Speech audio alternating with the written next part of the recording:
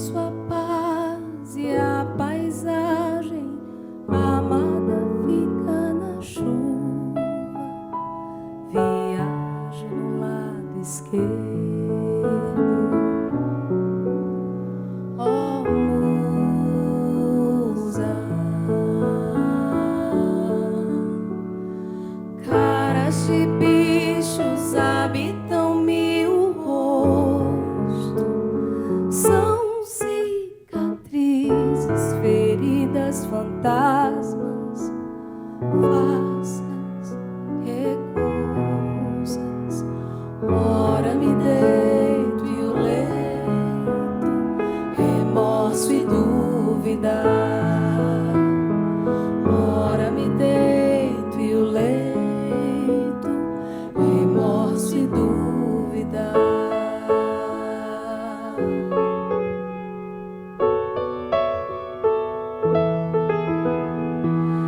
Esqueço a paz e a paisagem, a amada fica na chuva, viajo no lado esquerdo. Oh, musa, caras de bichos habitam mil rostos, são cicatrizes, feridas, fantasmas, farsas, recusas. Ora me deito e o leito, remorso e dúvida. Ora me deito e o leito, remorso e dúvida.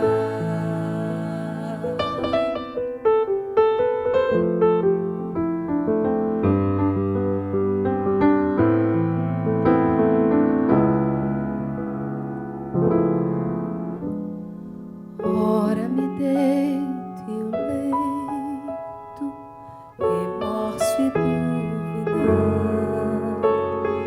Ora me deito e o leito, remorso e dúvida.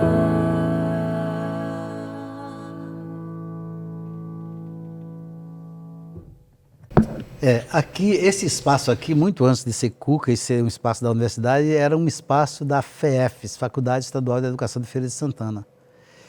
Eu comecei estudando aqui, em 1974, fiz vestibular, comecei a estudar aqui. E não havia esse espaço construído, é claro, havia um prédio.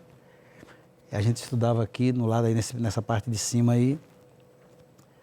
E eu me lembro que a gente estudou aqui de 74 a 75, que na época tinha licenciatura curta e licenciatura plena. Aí a gente começou aqui e terminou a licenciatura curta no primeiro semestre na UFES. Eu sou fundador da UFES como estudante, porque eu comecei aqui, terminei a licenciatura curta lá, depois abandonei o curso e algum tempo depois voltei e fiz a plena. Fiz a licenciatura plena. De modo que eu sou fundador da Universidade Estadual de Feira de Santana como aluno. Mas esse espaço aqui é um espaço muito caro, mesmo porque antes de eu vir estudar aqui no vestibular, aqui funcionava uma coisa chamada Centro de Estudos do Menor de Feira de Santana. Eu tinha o quê?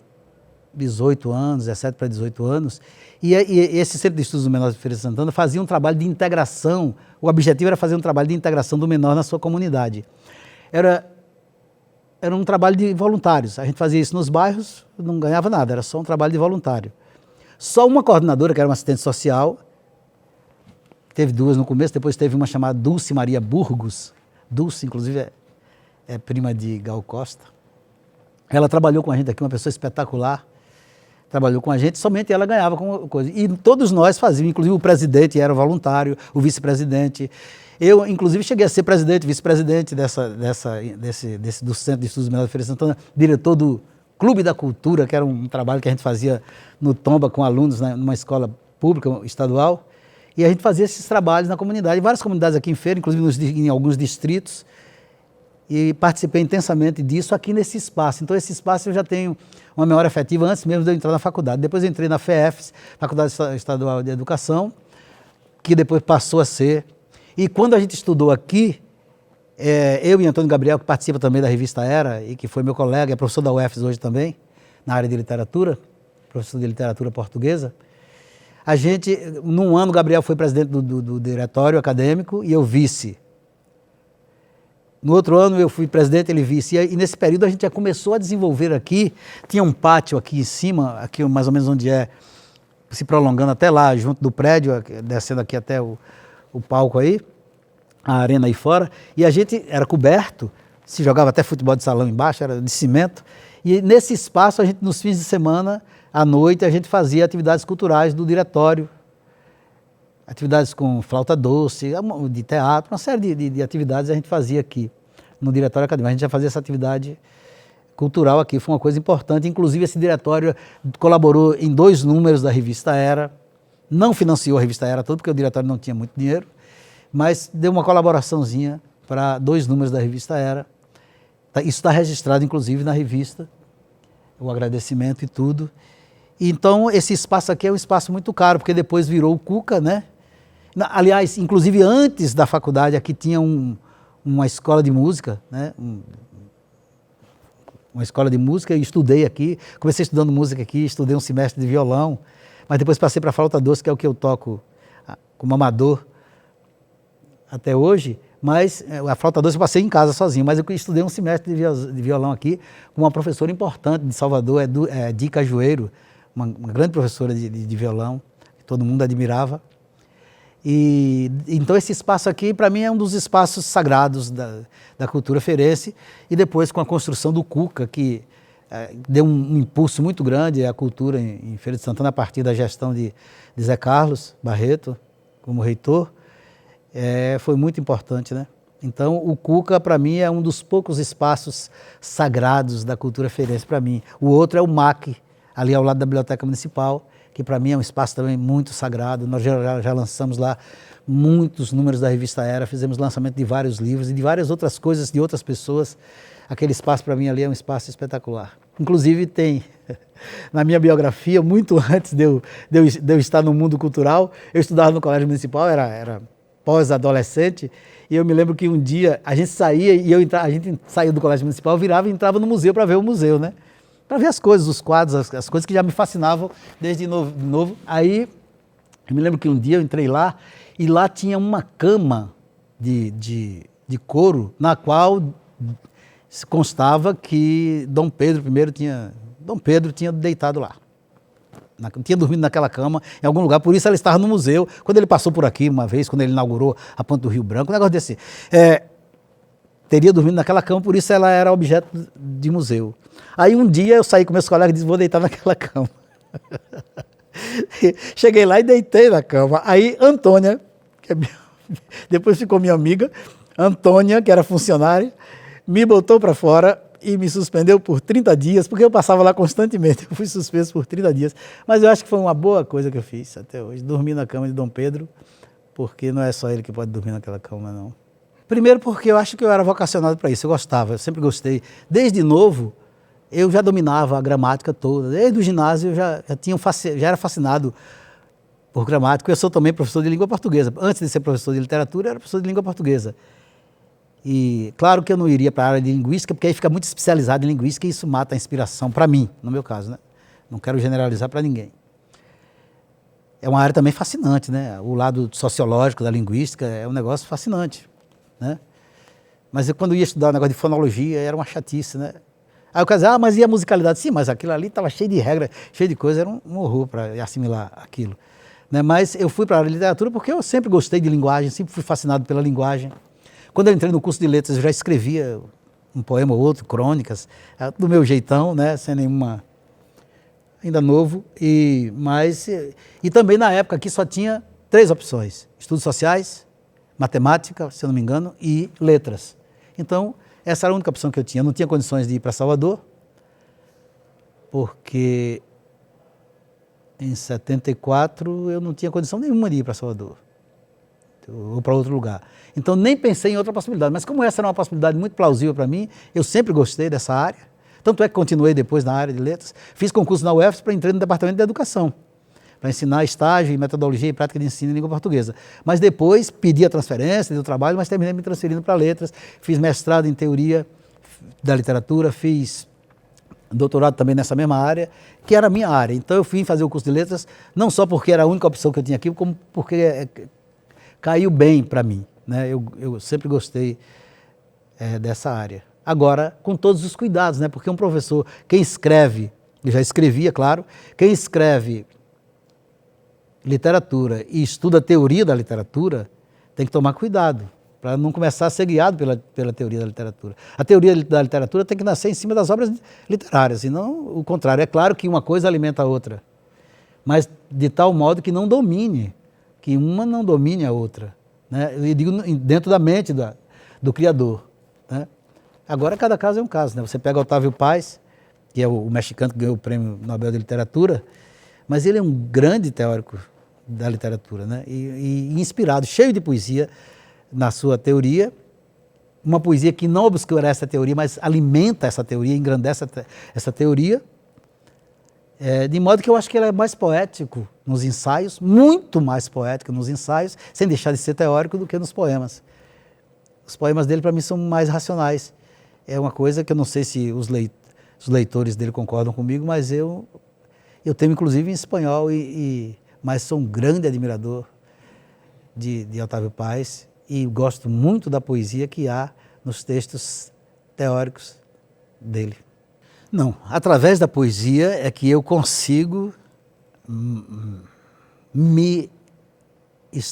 chegar a me realizando mais, né? A poesia responde mais pela vocação e pelo fato também de eu ter aprofundado na poesia e ter desenvolvido o domínio dos recursos, né?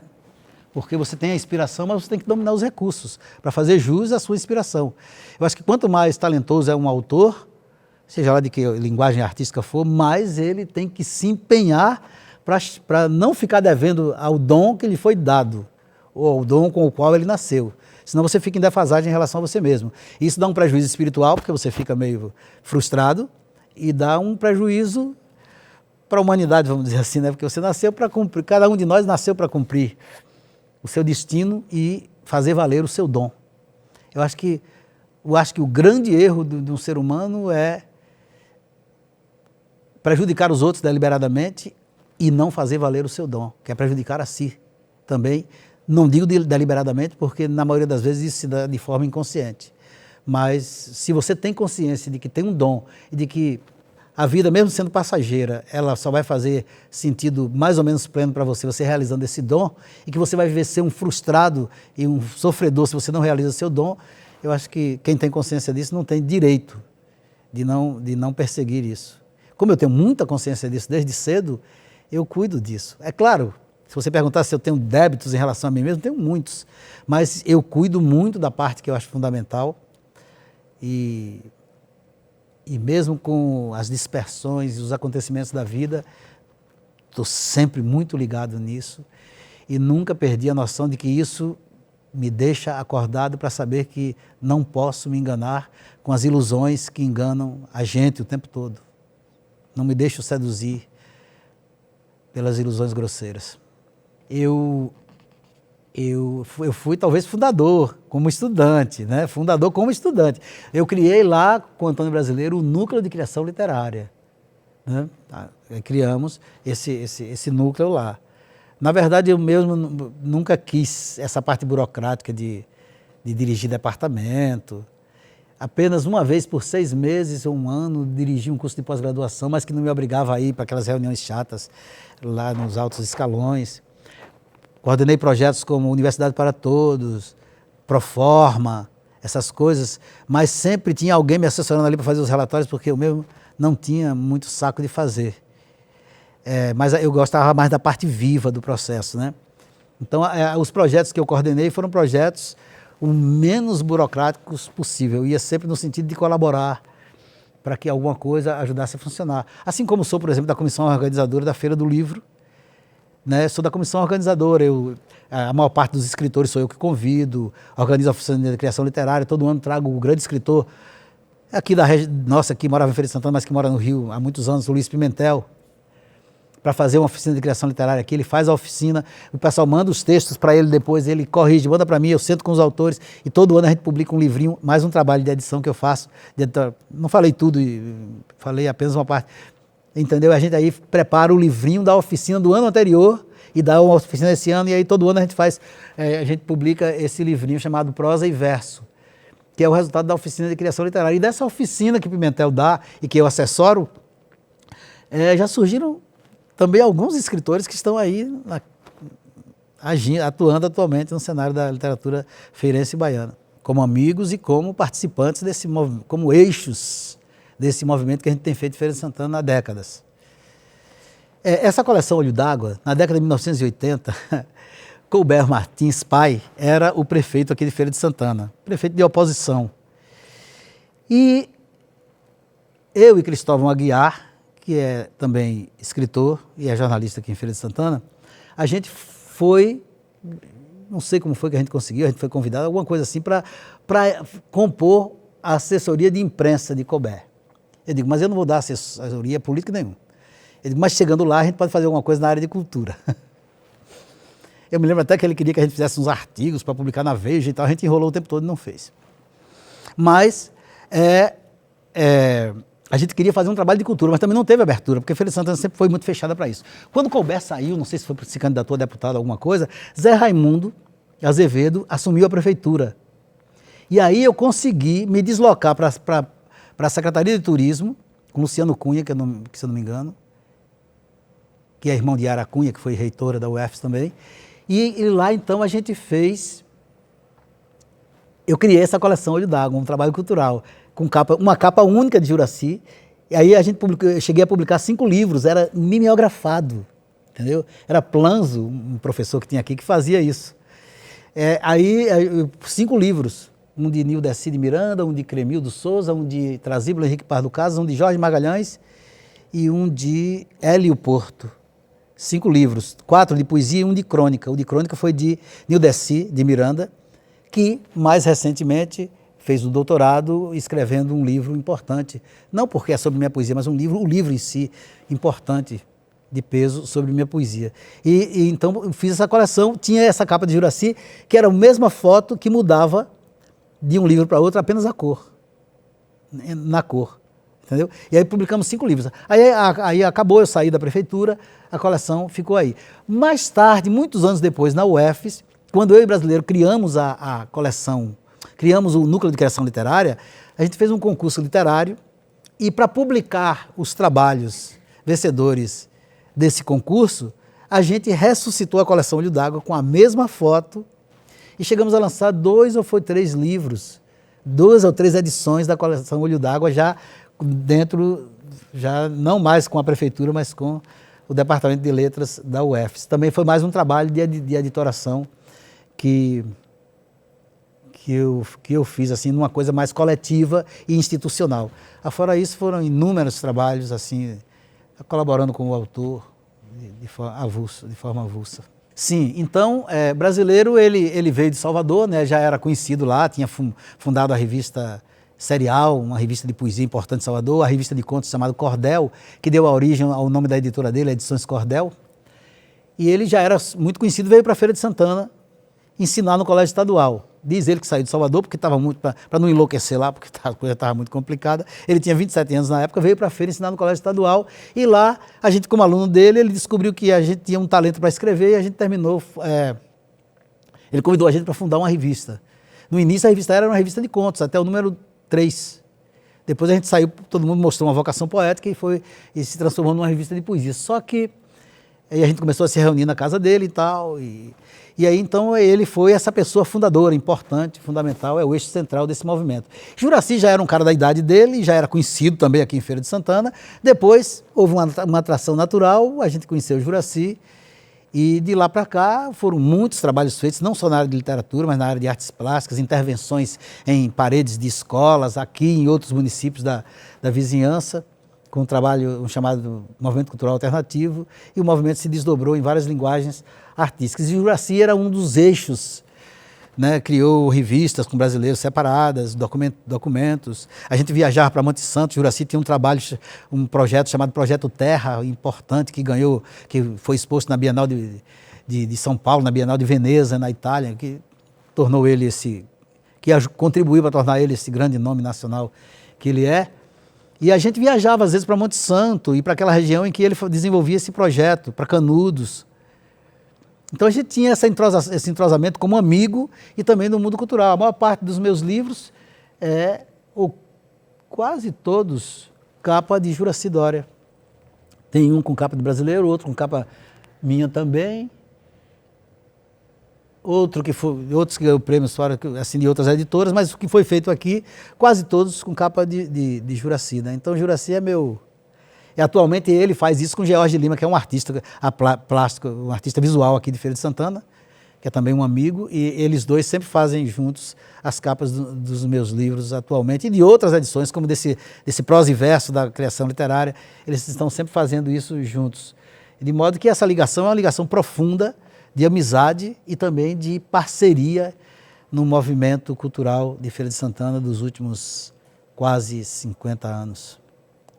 Na verdade, 50 anos.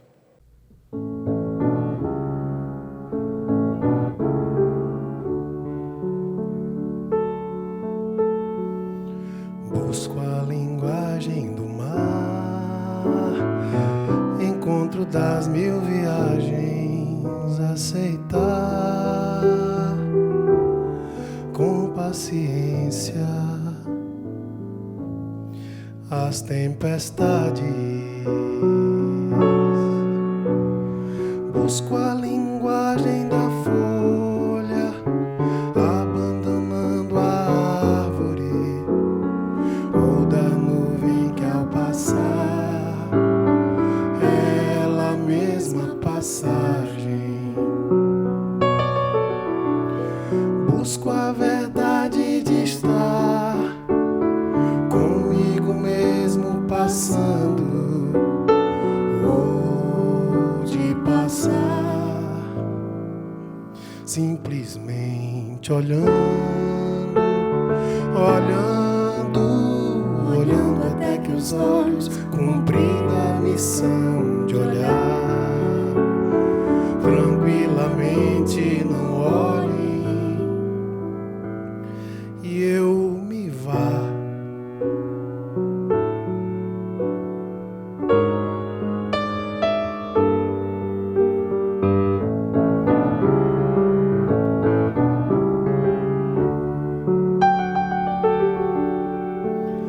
Busco a verdade de estar comigo mesmo passando, ou de passar, simplesmente olhando até que os olhos cumprida a missão de olhar tranquilamente, não olhem e eu me vá, eu me vá, eu me vá, eu me vá.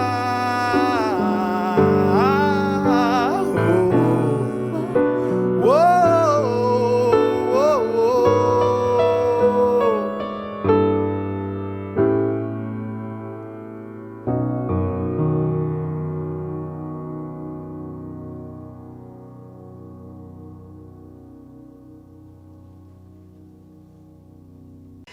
Não sei, esse contínuo, esse texto que eu chamei de conto, né, que ele pode ser até...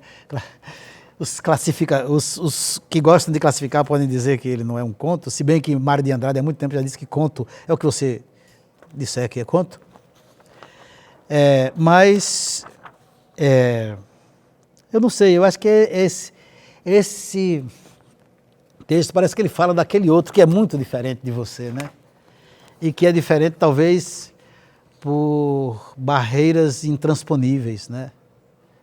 A gente está sempre querendo criar um canal entre a gente e o outro. Mas a gente não pode se esquecer da grande frase de Sartre, Jean-Paul Sartre, o grande filósofo existencialista francês. Ele disse: o inferno são os outros. E eu acho que isso tem uma dose de verdadeiro.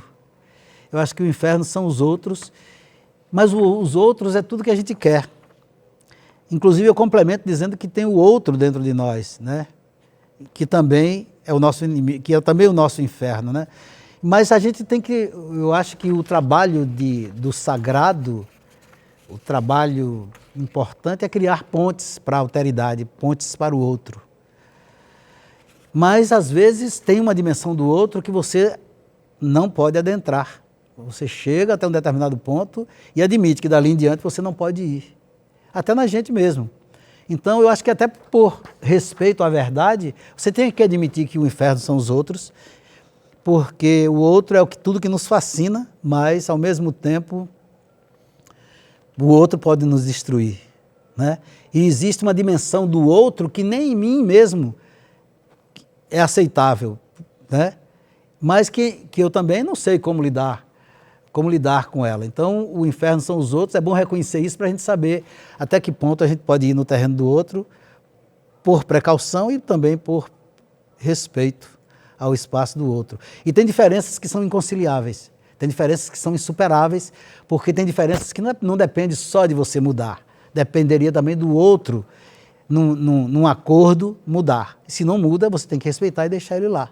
E também manter a devida distância para ele não destruir você.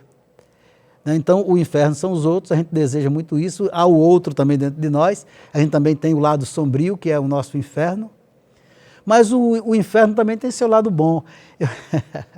Eu tenho um poema que eu digitei recentemente, que eu li para uns amigos, e eles disseram: rapaz, se você for publicar esse poema, as mulheres vão resistir contra ele. Eu digo: não. É um poeminha de 3 versos. Eu digo: não. Posso dizer o poema aqui, né? O poema é assim, eu não estou lembrado do título agora não, o poema é assim: o paraíso me quer, eu desisto, o inferno é mulher. O poema foi esse. E eu não acho que seja uma afronta às mulheres, não, de jeito nenhum, né? Talvez seja um elogio de certa dimensão do inferno, assim como a gente faria crítica a certa dimensão estereotipada do paraíso, né?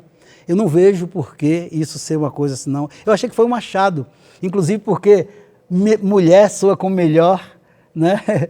E fica essa coisa, o inferno que é melhor, o inferno ou o céu, né? Principalmente se o inferno é mulher. Eu achei que foi uma coisa, eu achei que foi um achado, e não achei que foi uma afronta de jeito nenhum. Mas, se as mulheres acharem, eu peço desculpa, mas gostei do poema e vou mantê-lo. Se eu tivesse 1/100º da sabedoria de Buda, eu ficaria calado. Existem no Oriente perguntas que não são para serem respondidas. Essa coisa de acreditar, o próprio verbo acreditar já diz, né? Tem uma frase teológica famosa que é: creio porque é absurdo. Né? O que a gente deduz, então, que se fosse razoável, eu não precisaria crer. Né? Isso é uma frase teológica famosa. Creio porque é absurdo. Agora, o absurdo existe. Aliás, o que os existencialistas dizem, como Sartre, como Camus, Albert Camus, o grande escritor de língua francesa, o absurdo é o que é. A vida é completamente absurda. Né? Só que eu, por achar plausível racionalmente que pode ou não pode existir vida depois da morte, isso não resolve o problema. Eu dizer, eu acho que há, ou acho que não há, não resolve. Talvez eu dê uma limitação para mim, talvez eu crie uma referência para eu me conformar com isso, mas isso não esgota absolutamente o assunto, né? De modo que eu estou com aquela frase que diz que a vida não é um mistério, um problema para ser decifrado, mas é um mistério a ser vivido. Agora, Eu acho que a gente tem que se preocupar com a vida aqui. Porque se existe vida após a morte, ela vai ser uma continuação melhor ou pior do que a vida que a gente vive aqui. E se a gente não tem acesso a ela, e isso nos é vedado antes de morrer, então eu acho que a gente tem que trabalhar mais a nossa presença aqui. É claro que não devemos fechar a porta para isso, porque você pode receber sinais, que você não sabe se é do além, de lá, ou se é do além daqui. Né? Porque a transcendência pode se dar em níveis os mais diversos. A transcendência pode se dar do homem para o homem mesmo. Né? Aliás, o homem é um animal transcendente. Mesmo com a crítica feita à metafísica, o homem é um animal metafísico, porque metafísico é aquilo que está para além do físico. Nós somos seres culturais e espirituais e, portanto, somos simbólicos e, portanto, somos seres transcendentais. Agora, a transcendência para um além, como o postulado pela religião, é outra coisa inquietante e que você não deve ter respostas definitivas. Acho que a gente tem que ter uma abertura e, se receber sinais, ser receptivos a eles. Se não receber também, como naquela música minha de Márcio e Carol, que foi cantada nesse documentário, vamos contemplar o silêncio do céu. Eu simplesmente criei isso. Tinha uma época aqui que eu fiz umas crônicas e em que eu queria passar, eu falei até disso em uma pergunta anterior, eu queria passar essa noção de coisa acontecida mesmo, né? E aí criei alguns textos assim, um deles foi esse, né?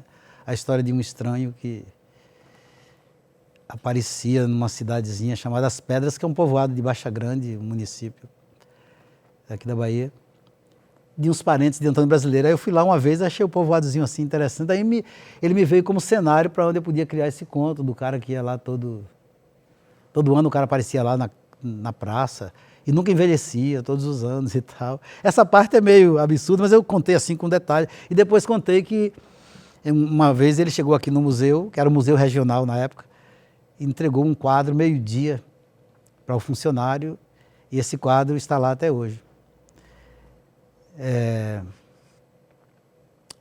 Acho que esse quadro está lá até hoje, embora tenha sido totalmente inventado. Mas eu não conheço nenhum quadro que não tenha sido inventado.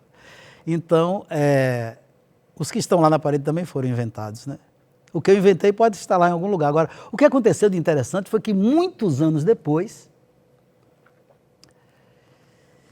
alguém chegou no museu, isso que há uns 3 anos ou 4, chegou no museu meio-dia, Edson não estava lá, só tinha um senhor que era um funcionário lá, chegou meio-dia e fez uma doação de um quadro. Isso que uns 20 anos depois, ou mais, do que eu escrevi esse conto. Fez a doação de um quadro, disse que era para entregar ao museu e tal, embalado, o quadro embalado. Entregou o quadro lá. Aí eu estou em casa e Edson liga para mim, Roberval, rapaz, eu estou aqui com um problemão. Eu digo, o que é? Você conhece o famoso quadro O Grito, de Edvard Munch, eu não sei como é que se pronuncia o nome dele. Eu digo, claro, um quadro famoso, O Grito. Ele disse, rapaz, recebi aqui uma doação de uma pessoa que chegou aqui meio-dia, entregou para o funcionário, quero entregar aqui, do Grito. E consta que esse quadro foi roubado há um tempo atrás aí, ele não sabia se já tinha sido recuperado ou não. E esse quadro está aqui. E o quadro não foi pintado no Brasil, pelas características da madeira, da tela, e com se for uma cópia, era uma reprodução muito, muito fiel. Aí rapaz, é mesmo, e ele ficou desesperado. Digo, rapaz, liga para Juraci. Acho que ele se comunicou com o Juraci. E eu fui lá ver o quadro, e realmente o quadro está lá. Eu achei uma semelhança muito grande, e esse quadro acho que está lá até hoje, é claro, não é exposto, está guardado, se eu não me engano. Não deve ser o original, né? Mas é uma reprodução muito parecida e de qualidade, com uma madeira que não é, pelas características, segundo eles que entendem, foi feito na Europa, em algum lugar assim, e o quadro foi entregue aqui. Uma coisa interessante, porque ficou parecido com a história que eu contei. Então, se alguém me perguntar, eu digo, o quadro está lá, e é famoso.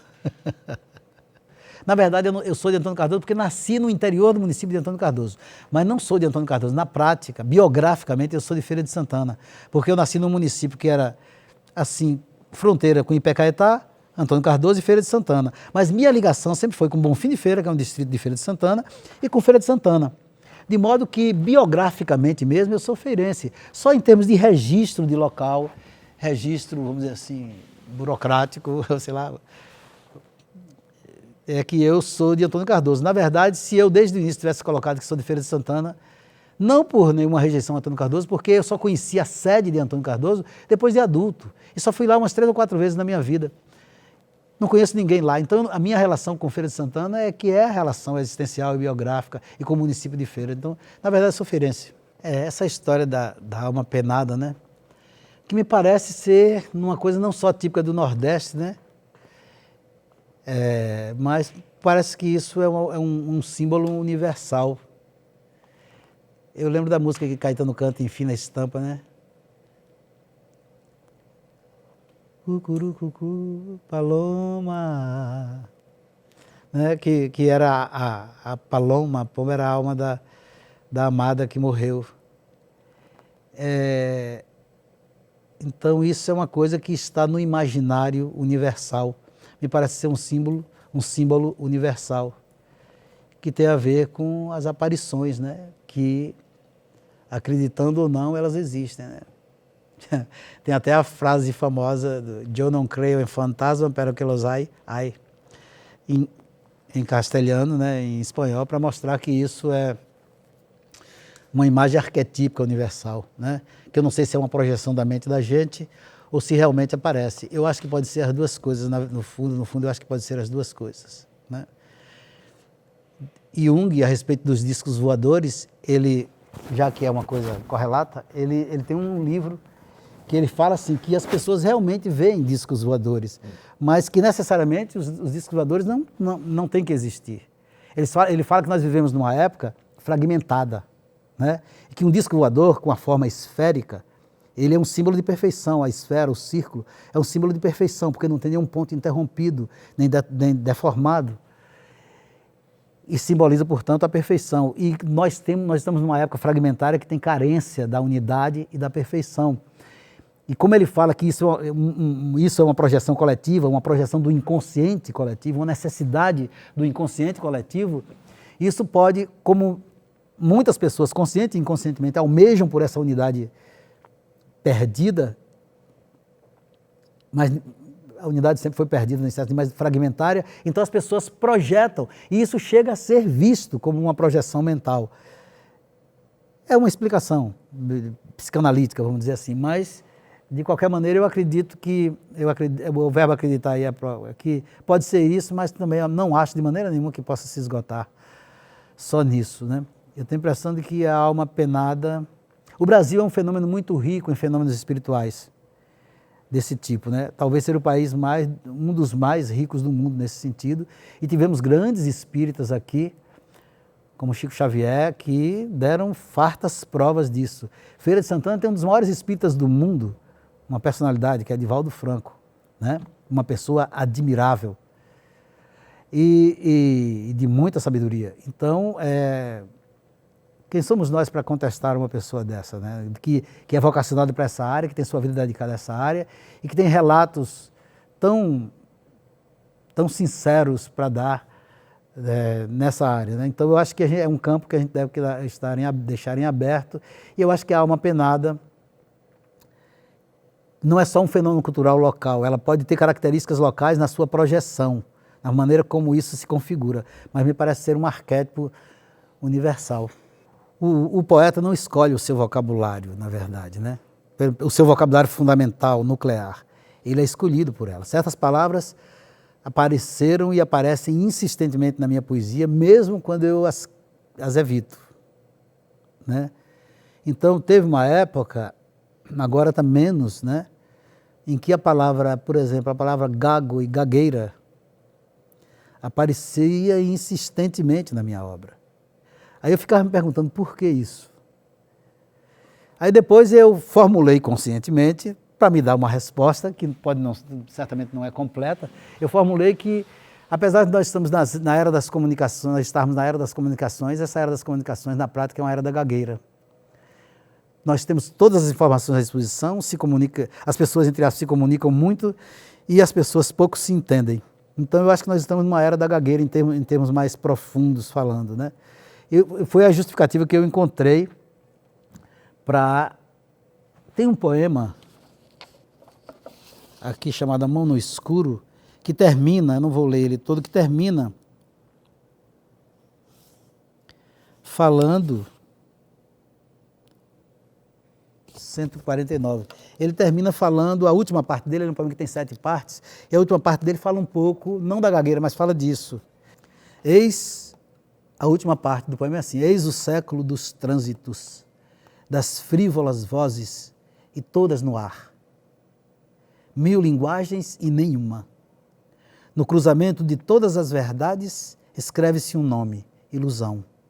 E é aí que fico sem mim, espelho esférico girando, girando, girando.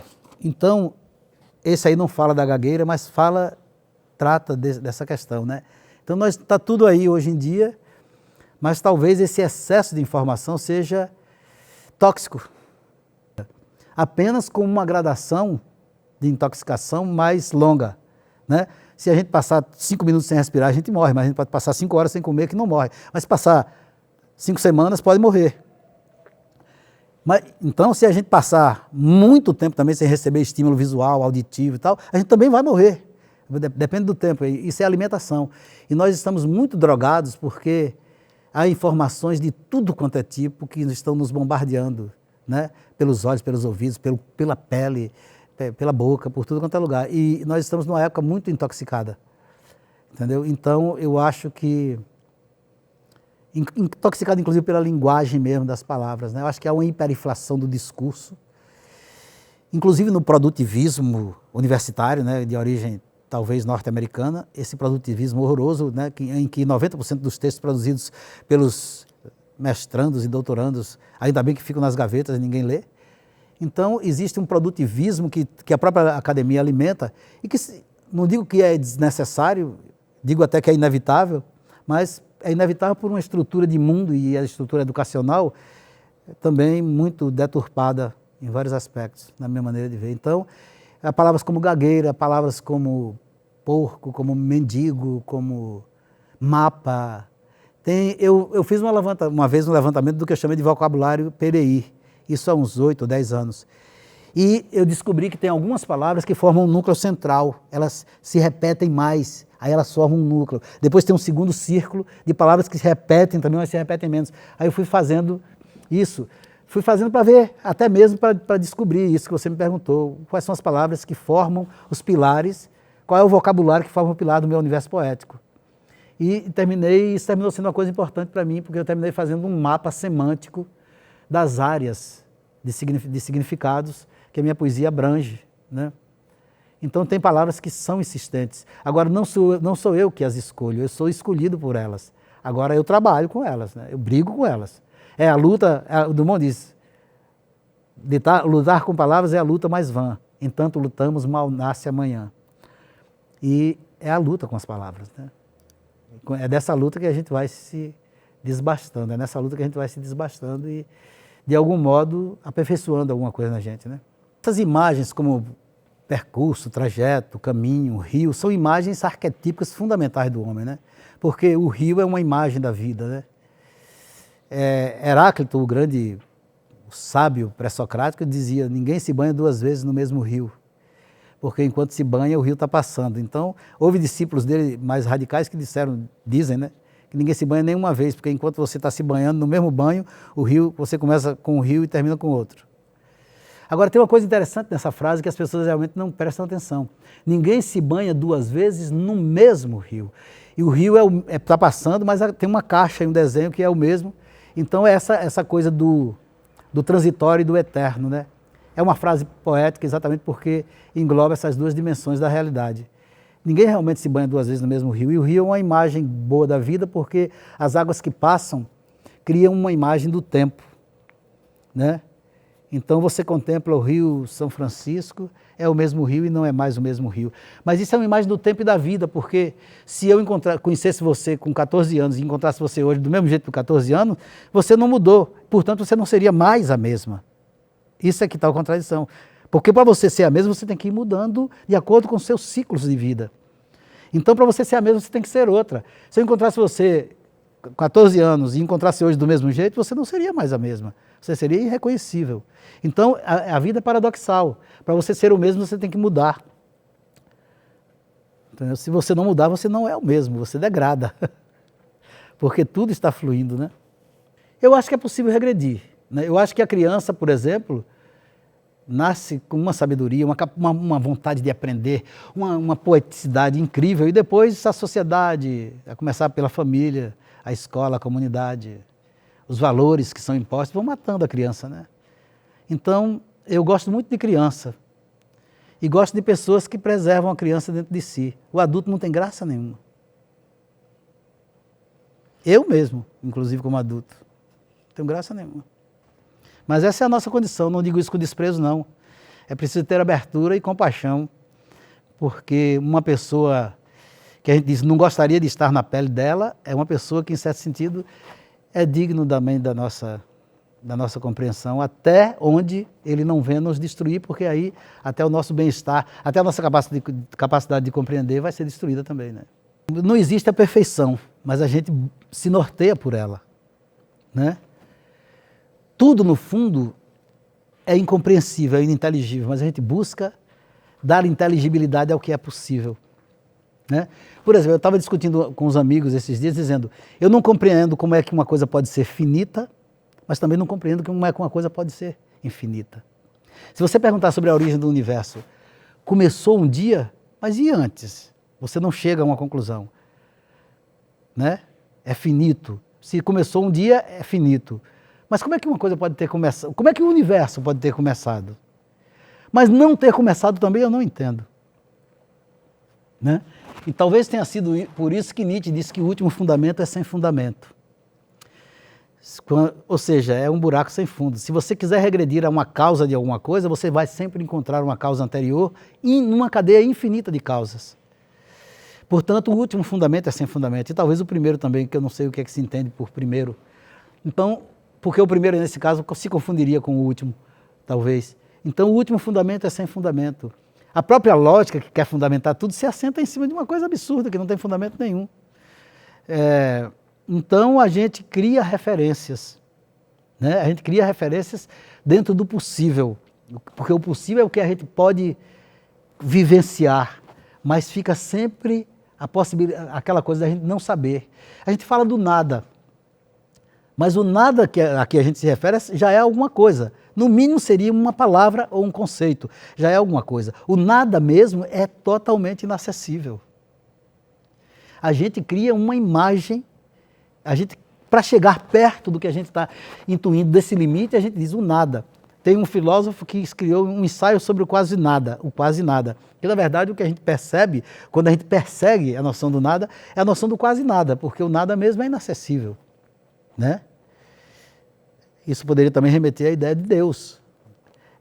Há um pensamento teológico que diz Deus, para ser Deus, necessariamente teria que não existir, porque se tudo que existe é a obra dele, ele mesmo só estaria na obra dele indiretamente. É um pensamento, não deixa de ser um artifício de pensamento, mas é uma maneira que um pensamento que leva a gente ao limite. Então Deus, para ser Deus, teria que não existir. E isso é incompreensível, né? Então Deus seria o acessível e inacessível. Isso não é um trocadilho, isso é um paradoxo. Aristóteles teria dito que Deus é o motor imóvel. Isso é um paradoxo. Porque quando Deus é o motor imóvel, ou então ninguém se banha duas vezes no mesmo rio, que no fundo traz o mesmo significado básico, é um paradoxo. É uma coisa que se contradiz, mas não se contradiz para perder o sentido. Se contradiz para dizer mais, para levar a gente àquele limite do pensamento. O paradoxo leva a gente ao limite do pensamento. Então, Deus seria o motor imóvel. Ou, como o outro disse, o não manifesto. Então, mas é do não manifesto que tudo se manifesta. É do imóvel que tudo pode se mover. Então, a gente chega até aí e intui o resto. E essa intuição é um saber sem saber, né? Então, eu acho que a gente trabalha, o máximo que a gente pode chegar com a racionalidade é esse ponto. O resto tem graus de vivência que vão se desenvolvendo e que não são passíveis de ser verbalizados. A poesia é uma forma de dizer o indizível, ou então de tornar visível através de imagens e ritmos, e sensível através de imagens e ritmos, o que não pode ser verbalizado racionalmente. Então é por isso que a arte tem uma importância muito grande, porque ela nos revela o que não, num nível que de outra maneira a gente não teria como ter acesso a essa revelação.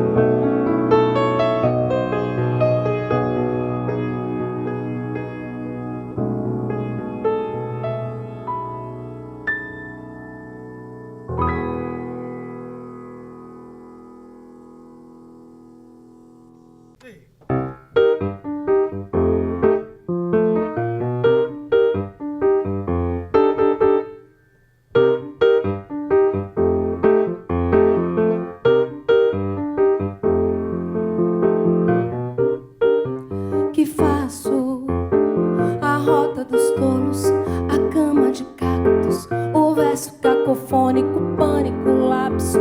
Que quero, que faço,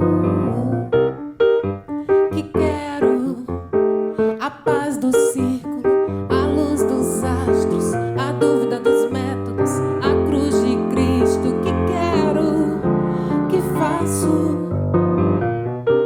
que trato fiz comigo, o inimigo foi convidado, banquete, bebedeira, banquete, bebedeira, silencioso encontro para meditar dentro do mato. Que faço um nome farto de glória, um pacto com a memória dos antepassados, um mito, um telescópio mágico, mirando à noite o sonho demolido.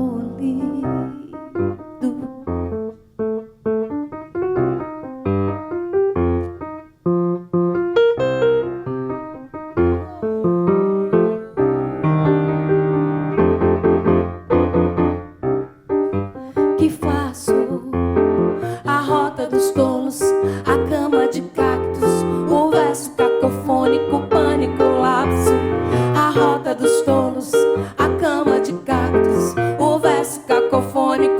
pânico, lapso. A rota dos tolos, a cama de cactos, o verso cacofônico, pânico, lapso. A rota dos tolos, a cama de cactos, o verso cacofônico, pânico, lapso. Na verdade, teve um grego antigo que disse: não há nada novo sob o sol. Eu acho que a originalidade, a palavra original é uma palavra interessante, porque a gente diz que original é uma coisa nova, né? Mas original é aquilo também que remete à origem, que remete aos primórdios, que remete ao nascimento, que remete ao começo. Portanto, é uma palavra paradoxal e muito interessante. Ela encerra os dois sentidos, né? O mais novo é o mais velho também, né? O mais novo é o nascente, mas também o nascente é a origem, é o começo de tudo. E a origem não está datada em um lugar no tempo, a origem brota a todo momento. Você nasceu, a origem aflorou. Eu nasci, a origem, uma flor nasce, a origem aflora. Né? Uma flor morre, dá origem a uma série de outras coisas, biologicamente falando. Então, o original é aquilo que, de algum modo, não perde nada da história toda, né? Em termos de arte, de literatura, você só pode ser original se você estiver totalmente entranhado numa tradição. Senão você vai fazer o que o outro disse, vai pensar que está inaugurando o mundo e não está fazendo nada, está só repetindo lugar comum, entendeu? Tá, como disse o outro, né? Como disse, acho que foi Otávio Paz disse, você vai metralhar cadáveres, né? Pensando que está fazendo alguma coisa diferente. Ou então vai arrombar portas abertas. Se eu não me engano, foi a Frane Coutinho que falou isso. De modo que você, para ser original, você tem que estar entranhado em toda uma tradição, deslocar essa tradição e acrescentar alguma coisa a essa tradição. E a tradição é pesada. Então, para você ter a tradição no ombro e ainda acrescentar alguma coisa, você tem que ter essa vivência. Ou seja, você tem que... Não é uma bagagem de conhecimento objetivo, mas é uma bagagem desse conhecimento profundo do homem, né? Desse mergulho profundo nas fontes da vida, nas fontes originais, né? Então, é nesse sentido que eu concebo a originalidade. A originalidade é essa capacidade de fazer nascer. Mas fazer nascer também é reconhecer a nossa face mais nova e a nossa face mais antiga, né? Eu concebo mais ou menos assim.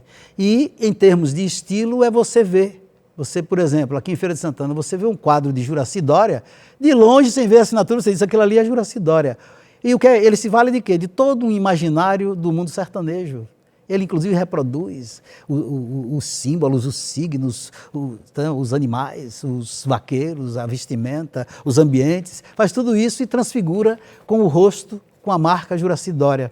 Então, a originalidade também tem isso, quer dizer, você pega tudo que já está aí e faz renascer com uma face nova. Então, é isso que todo autor toda pessoa tem que buscar. É muito difícil a gente, entre aspas, ser a gente mesmo. Primeiro, nós somos plurais, né? Nós nunca somos um só. Somos, no mínimo dois. Aquele que diz, rapaz, eu quero, o outro diz, rapaz, não faça. Né? No mínimo isso. Mas em cada polo desse, nós temos constelações de eus conflitantes e se harmonizando, se debatendo e assim por diante, né? Mas tudo isso pode ser unificado, vamos dizer assim, vamos criar uma terminologia, por uma fonte central, por um eu profundo, por um eu que termina sendo o senhor de tudo isso, né? Porque nós corremos o risco de um dos funcionários do nosso ser entrar em cena, fazer um monte de besteira, mas depois quem vai responder é o eu central, com carteira de identidade, CPF e tudo. Então a gente corre riscos o tempo todo com a gente mesmo, né? E esse cuidado extremo a gente tem que ter para correr poucos riscos durante a vida e evitar os graves, né? Porque todos nós temos um lado desconhecido de nós mesmos, como tudo tem um lado desconhecido, né? E a gente tem que ter muito cuidado com isso. E a coisa da originalidade também passa por você saber fazer o trânsito entre o lado luminoso e o lado objetivo e o lado consciente com esse lado profundo e saber fazer os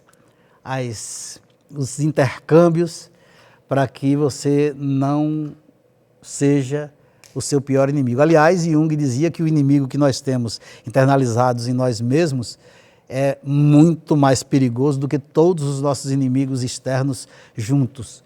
E isso é verdade, na minha opinião.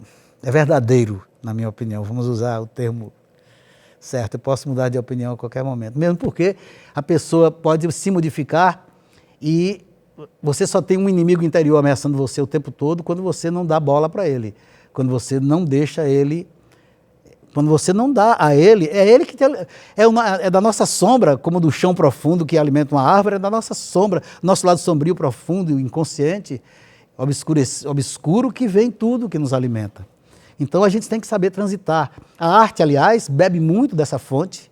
A arte é sempre a articulação de um lado claro com um lado obscuro, e esse lado obscuro é que traz as surpresas, é que traz a originalidade, é que traz... né? Então, para isso, você tem que saber transitar. Nesse sentido, a arte, sem fazer psicanálise, ela é profundamente curativa. Ela é muito mais do que isso, mas ela é também profundamente curativa, porque ela articula as dimensões, as diversas dimensões do ser humano.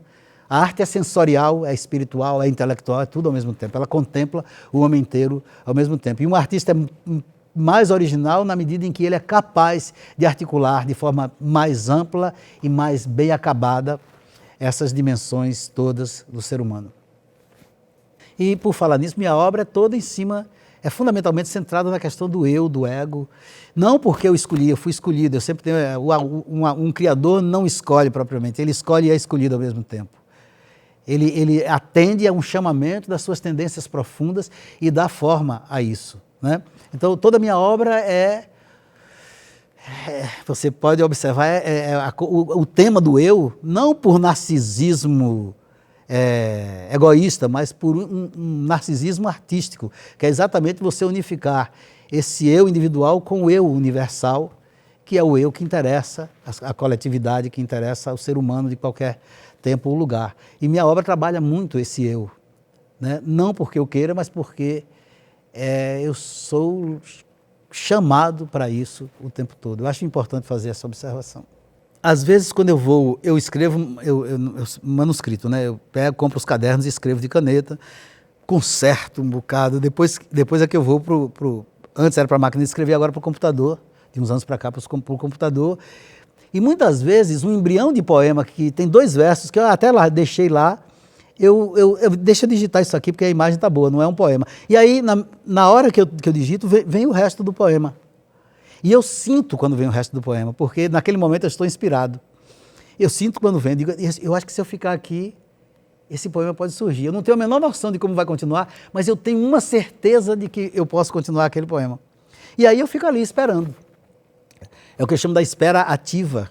Isso tem a ver com o processo de criação. Aí eu fico esperando. E aí surge mais 2 ou 3 versos. Aí eu assento, ajeito e fico esperando. Fico torcendo para ninguém abrir a porta do meu escritório na hora, porque eu fico esperando. Aí eu digo, fico esperando.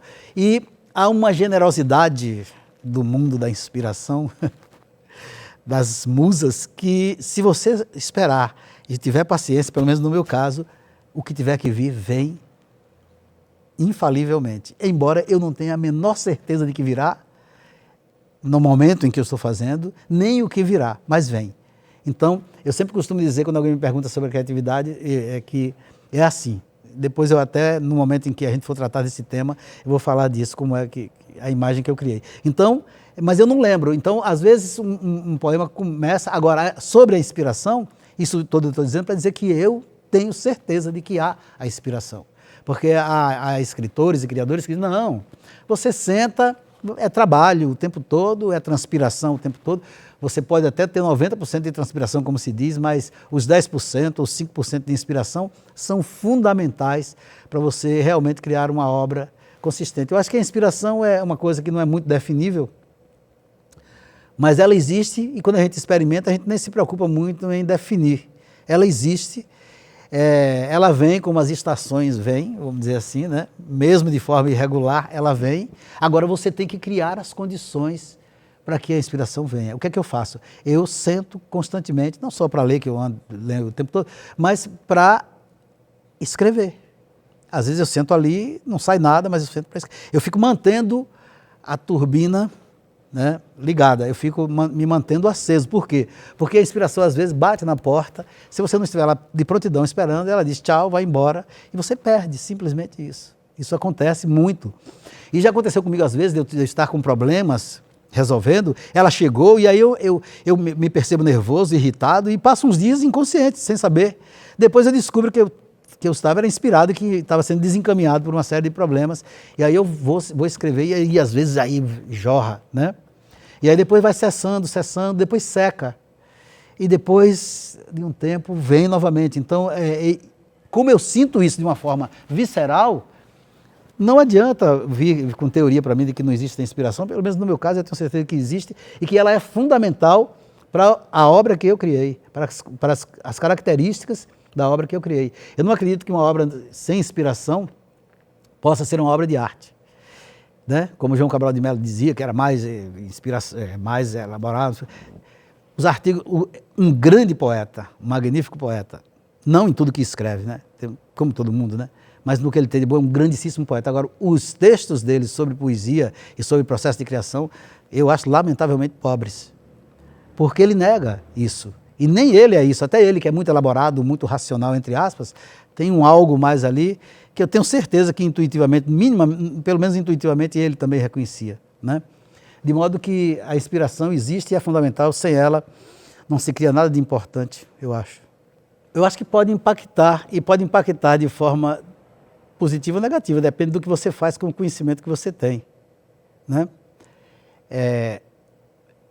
Eu sempre digo, quando me perguntam, que eu tive uma formação, tive e tenho uma formação esburacada. Nasci num país pobre, no Nordeste brasileiro, na minha casa não tinha, ninguém lia, eu nasci na roça, a gente veio para a feira de Santana, eu tinha 10 anos de idade, mas nunca houve essa coisa do conhecimento dentro da minha família, pela história natural da minha família. E a minha formação foi sempre esburacada. Um bocado de coisa eu não li, outras eu li. Na época que eu devia ter lido umas coisas eu não li, outras... Então ela é esburacada, mas eu agradeço isso.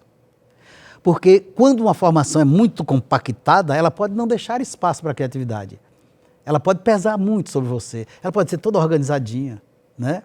Eu não sei se é verdade, mas disseram que Einstein estudou física por manuais defasados. Não sei se isso é verdade, mas se for verdade, talvez isso tenha contribuído para ele criar a teoria da relatividade. Se ele tivesse um conhecimento muito compactado, talvez ele não encontrasse a brecha para fazer. Então, essa minha formação esburacada, eu tirei proveito dela. Se ela poderia ter me dado algum prejuízo, eu reverti a meu favor. É nessas brechas e nesses buracos, eu entro, vamos dizer assim, sem querer saber.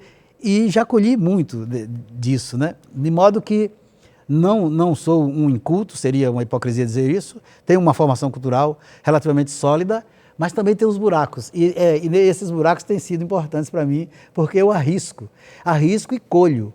E talvez se eu tivesse um conhecimento solidificado em certas coisas que eu arrisco, eu não tivesse arriscado, ou então tivesse arriscado, mas tivesse um obstáculo no caminho, né? Então, o conhecimento não é acúmulo de informação. O conhecimento é a capacidade de você assimilar e operacionalizar na hora certa, no momento certo, em diversos âmbitos diferentes, aquilo que você assimilou e que permite que você também produza.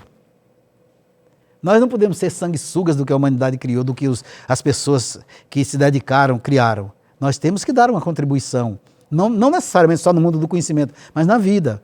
Estamos aqui para dar uma contribuição. Eu acho lamentável que parece que a maioria das pessoas, infelizmente, só se beneficia do que foi criado, mas também essas pessoas pagam, essas pessoas de um modo geral, de um certo modo, são escravizadas. Nós estamos vivendo numa época em que a escravização não vem mais pela força, nem pela chibata, mas vem por muitos outros mecanismos, né, com os quais nós lidamos, né, o tempo todo, com publicidade, com marketing, com tudo isso. E tudo isso, se não houver uma ética por trás, é mecanismo de dominação. E a gente sabe, você é dessa área, sabe perfeitamente como isso pode acontecer. E hoje as armas são outras, os mecanismos são outros, e são mecanismos que criam sujeitos consumidores dão a eles a sensação de que são autônomos e que sabem escolher, mas quando você vai fazer uma estatística, você vai ver que está todo mundo achando que está escolhendo e todo mundo escolhendo a mesma coisa. Então tem alguma coisa complicada nisso aí. De modo que, claro, eu estou fazendo uma coisa assim bem chapada, mas de um modo geral a gente já sabe que estatisticamente isso acontece. A maior parte das pessoas vai em busca daquilo que está veiculado, que tem investimento em cima, que tem... Então, e o pior é que existem equipes especializadas em fazer com que esse sujeito, que você funde um sujeito que tem a sensação de que escolhe e não escolhe. Isso é terrível. Isso para mim é escravizar o espírito da pessoa, escravizar a alma, escravizar. Mas não vejo também nada demais nisso, porque eu acho que a classe dominante em todas as épocas, com os recursos da época, sempre fizeram isso, né? Sobre esse aspecto, eu acho, inclusive, que a humanidade é um projeto que deu errado. Mas isso aí é discussão para outro momento. Eu acho que cada criador tem a maneira como começou as coisas, né? E tem suas manias, vamos dizer assim. Tinha um que escrevia em pé, vestido de uma determinada maneira, outro escreve deitado, outros... Talvez seja a maneira que ajude a pessoa lá dentro das ingresilhas dela a encontrar o veio, né? A se situar. Tudo isso são coisas, claro que a própria pessoa pode mudar. Mas eu tentei uma vez escrever uns poemas diretamente no computador, os poemas estão bem realizados, tudo certinho. Quando eu leio, me dão um tédio, um negócio, então eu disse, então tem alguma coisa errada, não na mídia em si, mas na minha atitude para ir para ela. Por quê? Porque eu comecei escrevendo no papel, vendo a tinta, fazendo a pressão mecânica com a tinta no papel. Tudo isso cria mecanismos, tudo isso abre caminhos dentro da gente, tudo isso está codificado, inclusive no cérebro. E isso, sabe, se eu for criar outros mecanismos, talvez eu tenha que abrir outros caminhos para chegar, e talvez chegue alguma coisa, mas talvez não chegue. Então eu prefiro, como eu me dou muito bem escrevendo manuscrito, eu prefiro continuar assim. Não digo que essa é a maneira certa, que a outra é errada, de jeito nenhum. Essa é a maneira que funciona para mim. Eu gosto de ver o papel, gosto de riscar, eu me sinto mais presente ali, eu sinto a minha caligrafia, né? A caligrafia é a marca da sua personalidade. Você faz um traço qualquer, faz um exame e identifica a caligrafia. Então, eu estou botando ali meu ser, minha coisa. No computador não, isso desaparece. Não estou dizendo que não se crie no computador, mas para mim faria uma grande diferença se eu fosse criar diretamente no computador. Agora, é claro que quando eu estou digitando um poema, eu conserto ali, mas eu já estou com a parte criada anteriormente internalizada. E também, como nós estamos em mudança o tempo todo, aí faz uma ligação ali, deu certo, você continua. Então, não tem preconceito, não. Eu faço isso porque funciona melhor para mim assim. Eu me sinto melhor assim. Eu gostava muito também da máquina de escrever, que também já é uma máquina, né? Mas Antônio Brasileiro até hoje tem uma máquina lá que ele guarda, não usa, mas guarda. Eu podia ter guardado a minha também. Mas para usar mesmo, eu acho não. Eu acho que o computador é muito melhor para usar, em todos os sentidos, né? Para você preservar, reproduzir, guardar um arquivo, pega um poema e aí reproduz ele embaixo, modifica ele todo e deixa a primeira versão lá. Isso é uma maravilha em termos de ganho de tempo, né? Agora imagine no tempo em que um Tolstói daquele tinha que escrever Guerra e Paz na caneta a tinta e depois corrigir 3, 4 vezes, sei lá. E é um trabalho hercúleo. E o cara ainda faz uma obra desse tamanho, um monstro. Eu acho que isso é bom porque esse choque com a contemporaneidade dá um tipo de deslocamento que pode criar a brecha da criatividade, entendeu? Esse deslocamento faz você ficar no seu mundo e fora dele. Nesse espaço aí acontece alguma coisa diferente. Mesmo porque nós estamos vivendo numa época em que esses espaços foram suprimidos. Nós criamos hoje uma nova dimensão de tempo e espaço em que eu estou aqui... Eu vi um cineasta francês, esqueci o nome dele agora, ele falando assim, e eu também já pensava muito sobre isso, ele diz, hoje você está aqui, sua namorada está em Recife, você está aqui vendo até onde ela está andando. Não existe um espaço para você alimentar a fantasia, alimentar um certo lirismo que se alimentava antes. Isso pode ser um saudosismo, mas isso é uma mudança imensa. É uma mudança imensa. Antes, ela estava lá, eu escrevi uma carta para ela, essa carta levava 15 dias para chegar. Quando a carta chegava lá, ela não sabia mais se eu estou vivo ou como é que eu estou. Quando ela me dava a resposta, eu também não sabia. E nesse intervalo, você criava alguma coisa muito diferente do que acontece hoje, em que você acompanha o outro em tempo real. isso pode ter benefícios, mas também pode ter perdas, certamente. Então houve uma mudança muito grande. E essa mudança criou uma nova dimensão de tempo e espaço, mas ao mesmo tempo suprimiu uma antiga dimensão de tempo e espaço. E às vezes a gente não percebe isso. E eu acho que quando o cara vai botar na máquina de escrever, de algum modo, ele está recuperando alguma coisa disso, né? É por isso que eu acho que a gente tem que voltar sempre à natureza. Porque o mundo da gente está se afastando cada vez mais da natureza, porque a tecnologia avança numa velocidade que nenhum de nós tem condições de acompanhar. Mas a gente tem um ponto de referência. Volta para o mato, volta para o jardim, volta para o cosmos, entendeu? E a gente pode sempre se religar a essa origem a qualquer momento, porque a origem pode estar aí a qualquer momento à nossa disposição. Então eu acho que é importante. Eu sou da roça, continuo sendo da roça, vou pelo menos uma vez por semana para a roça, me embrenho dentro dos matos andando, passo 1, 2 horas lá por dentro, né? Tomando cuidado para não pisar numa cobra, porque senão eu fico lá sozinho. Mas eu acho isso fundamental para eu recuperar, para eu voltar sempre ao patamar original todo nosso, que é a natureza. Entendeu? Isso para mim é fundamental. A roça sempre foi uma coisa fundamental para mim. Eu sou muito grato à existência, eu ter nascido na roça e ter vivido até quase 11 anos na roça. Foi uma coisa muito importante para mim. Milhares de poemas não foram publicados e estão todos resolvidos, porque eu me dedico a realizar minha obra, porque eu sei que é a coisa para que eu nasci, fundamentalmente. Né? Claro, eu sou professor, me dediquei tudo a isso, me dedico a tudo que eu faço. Agora, eu sei que eu vou me realizar como ser humano mais com a minha obra. Então, eu dedico milhares e milhares e milhares de horas às minhas obras. Então, meus poemas, eu tenho milhares de poemas lá, todos realizados, mas aqueles que estão dentro de uma família de poemas, que tem alguns que eu considerei, sabe, o coroamento daquela família de poemas, eu fico com aqueles alguns e deixo os outros guardados lá, porque eu acho que eles estão muito bem representados por esses outros mais bem acabados, que culminaram desse processo. Então, eu tenho lá muitos poemas que eu não vou publicar, e que espero que, se minha obra continuar, que não sejam publicados. Mas também não tenho como jogá-los, como queimá-los. Por quê? Porque eles fazem parte da história. Muitos deles eu não publico, mas eles têm imagens que são importantes para mim. Então, eles têm imagens, eu digo, esse poema eu não publico, mas ele é importante para mim, porque mesmo ele não estando sendo acabado, ele tem alguma coisa inacabada que eu preciso acabar dentro de mim. Porque um poema eu publico ele não quando ele está lá no papel certinho. Eu estou resolvendo coisas dentro de mim. Então, eu já tive poemas que eu levei 20 anos para publicar, os amigos dizendo, rapaz, esse poema está bom. Eu digo, não está, porque tem alguma coisa aí que eu não sei onde é, que ainda não está resolvido, porque não está resolvido lá e não está resolvido aqui dentro de mim. Aí, às vezes, era uma palavra que eu tinha que tirar, era uma parte que eu tinha que tirar inteira, era alguma coisinha mais que eu tinha que acrescentar. E aí, no dia que isso acontece, aí chega, entendeu? Aí eu digo, pronto, agora eu publico. E mesmo assim, muitas vezes eu conserto poemas que já foram publicados para a próxima publicação.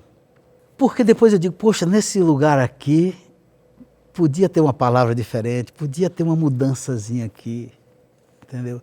Essa rima ficou muito chapada, tá boa, mas ficou muito chapada. Eu quero rimar também, no caso do poema rimado, mas eu queria uma sonoridade um pouco diferente, com um sentido um pouco diferente, com uma vibração um pouco diferente. E às vezes, quando eu descubro isso, passa anos me incomodando. Aí um dia eu pego, e quando eu não resolvo isso, às vezes na próxima publicação eu deixo aquele poema de fora. Entendeu? Deixo ele de molho. E às vezes ele não volta mais do molho, fica lá o tempo todo. Então, é um processo contínuo de criação. É claro, Borges disse que publicava o livro para se livrar deles. A gente se livra 90%, mas mesmo assim, mesmo depois de publicado, a gente se livra do livro, mas não se livra de todo o livro.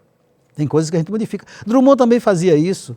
Isso é comum os autores fazerem. A gente está sempre trabalhando e retrabalhando a obra da gente. Né? Sem se falar, até brasileiro estava conversando comigo outro dia, rapaz, tem muita coisa que quando a gente vai olhar, que eu nunca vi um cara tão rigoroso, que escreve tanto quanto eu, não sei se mais, já produziu mais, porque é quase 10 anos mais velho do que eu, já produziu muito mais, mas é muito rigoroso. E ele gosta que você dê a opinião. Desde o começo ele já era maduro, a gente era ainda imaturo, mas ele queria que a gente desse uma opinião. E a gente dava. E a gente dizia. E se ele achasse que o que a gente falou certo, e a gente falou muita coisa certa, ele ia observar para ver se ia mudar ou não. Entendeu? Então, esse trabalho é um trabalho permanente. É um trabalho permanente. Mesmo porque a obra de arte é um artifício. E o trabalho de elaboração e reelaboração é exatamente para você despir o poema o máximo possível desse artifício. Tem gente que equivocadamente diz, tudo que eu escrevo eu não mexo para sair como eu fiz. A coisa mais suja que tem é o espontâneo. Porque com o espontâneo você traz toda a sujeira da civilização, todos os chavões, os lugares comuns, repete os padrões de hábitos e crenças, os tabus, essa coisa toda. Mas se você tem uma inteligência criadora, uma inteligência poética, que não é só uma inteligência racional, você vai pesar cada palavra. Né? Eu estava falando de Caetano antes, você vê ele cantando, como cada palavra ganha realce na interpretação dele.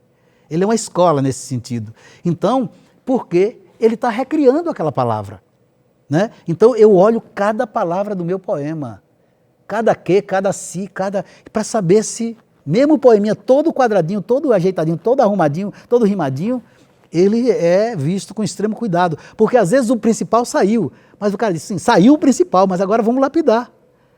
Aqui nessa palavra, tem uma palavra aqui mais bonita que está dentro do mesmo sentido, mas ainda dá uma abrangência, dá uma musicalidade, dá uma beleza. É a questão da forma. A forma é fundamental.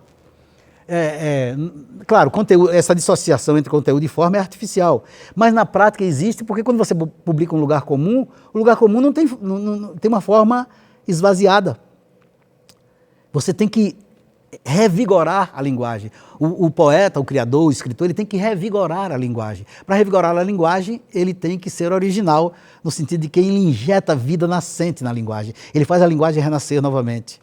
E isso é fundamental, isso em todas as áreas, na sua área, na área de quem está me filmando, do rapaz que está me filmando aí, de todo mundo, né? Então você tem que o tempo todo estar em estado de alerta, em estado de criatividade. E isso é que é fundamental, estar em estado de alerta. A função da arte é nos despertar, mas você tem que fazer a linguagem mais desperta e mais despida do artificial possível. E para isso você tem que usar o artificialismo, que é a lapidação. Mas isso não é contraditório, isso é apenas paradoxal. Mas o paradoxal é a nossa condição humana, né?